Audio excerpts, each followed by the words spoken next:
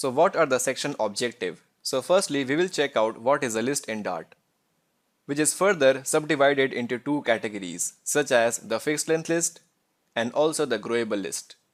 And then we will explore what is a set in Dart, along with its implementation such as hash set. And finally, we will explore maps and also its implementation such as hash map. So currently we are in section 11 and we are about to check out our first video, that is exploring fixed length list. So firstly, let us check out what is a list in Dart. Well, in most of the programming language, we first try to use arrays. Now in Dart, the array and list are both same. You can also say the array in Dart is known as the list. Now in a list, the elements are stored in the ordered way. That is, it is an ordered collection. And all the elements that are present within the list are present in sequence.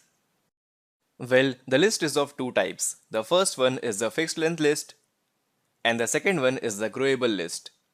Well, in case of fixed length list, the length of the list once defined cannot be changed later. So in this video, let us check out what is a fixed length list. So within our application, let us first learn how to define a list. So for that, let us define a variable of numbers list. And on the right, create the list. So the syntax is use the class of list and then the constructor. Now within the constructor, you have to pass the length of the list. For example, if I define it as 5, then our list will contain only 5 elements. So this is how we create the fixed length list. Now this list is actually of the type of list with the type parameter. Now as a type parameter, here our intention is to define the list of numbers. So I will use integer data type. Now in case you want to define the list of names, so in that case you can use here list of string. Similarly, you can define list of boolean values as well. It is totally up to your wish. So right now I will use list of integer values. Now since our list has the length of 5, so it can store 5 elements. Now each of the element within our list contains an address so that the elements can be accessed, or you can say we can read the element.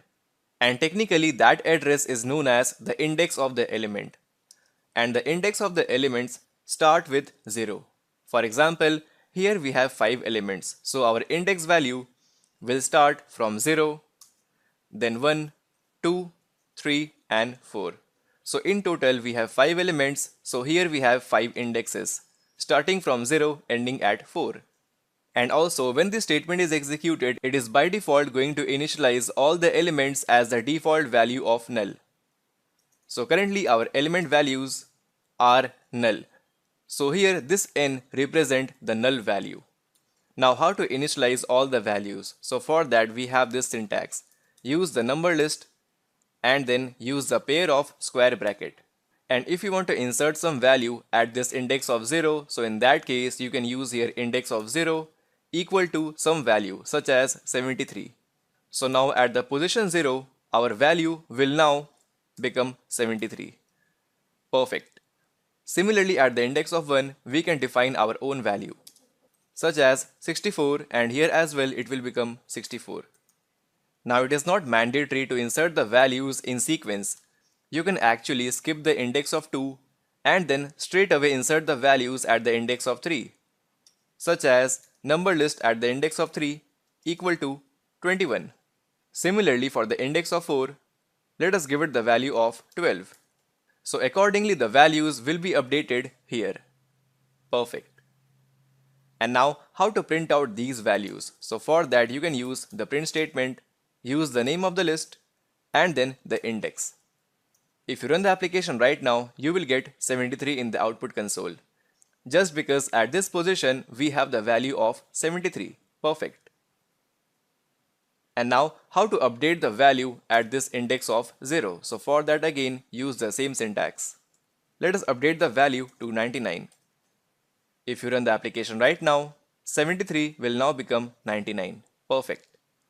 And in case if you want to delete some value, that is make the value at the index of 1 as null. So for that what you can do, access the value at index of 1 equal to null.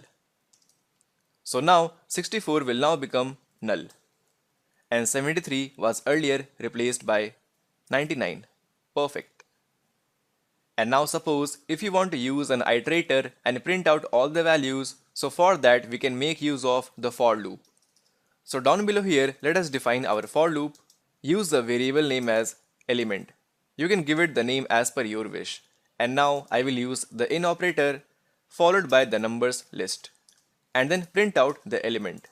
Now the syntax of for in loop we have covered in the previous videos, so make sure you go through that video. So with each iteration we will get the element from the list and store it within our element variable and finally print it out. Now similar to this loop, we have one more way to print out the values using the for each loop. So for that again the syntax is very simple. We have to make use of the lambda expression. Let us use our list variable numbers list dot use the for each loop. Now in the hint you can notice we have to make use of the lambda expression here. This is our function that takes one parameter as the integer value and then our method body. So here I will use for each loop followed by the parameter of, let us say, element, and then use the fat arrow and print out this element. Perfect. So this is another way to print out the values using the lambda expression inside the for each loop. And now in the end, let me show you one more way to print out all the values. But this time we will make use of the index. So for that I will use the primitive for loop. Int I equal to 0, I smaller than the length of the list, and finally increment the counter value by I++. And as a body you can print out numbers list with the index of I. So this is one more way to print out the values, but this time we are making use of the index of the element, such as number list at a particular index. Perfect. And now let us launch our application, but before we launch our application, let us use a line break after each of the print statements. Perfect. Let us now launch our application, and there we go. Here is our output, such as using individual element, then using lambda, and finally using the index of the element. Perfect. So in all the cases the output is same. And now in the end, let us explore more. Now within the list class, we have a lot of predefined options, such as you can use the method of remove. And then you can pass the object value, such as if I pass here 99, then it is simply going to remove the object of 99 from the list. Similarly, we have add method, where you can add some value to the list. And then we have remove at method. By using this method, you can remove the element at a particular index. Suppose you want to remove the element at this position of 3. So here I will pass 3. And we have a lot of more options, such as list.insert, then isEmpty, then clear, and so on. Right now I will use clear. Now unfortunately, all of these methods or operations you cannot perform on the fixed length list. That is, these operations are not supported in the fixed length list. These are only supported in the growable list. Suppose if you run the application right now, it is simply going to throw the exception, unsupported operation. So right now, let us comment these 4 lines of code. Now the question arises, how can I make use of these methods? So for that, let us check out the growable list in the next video.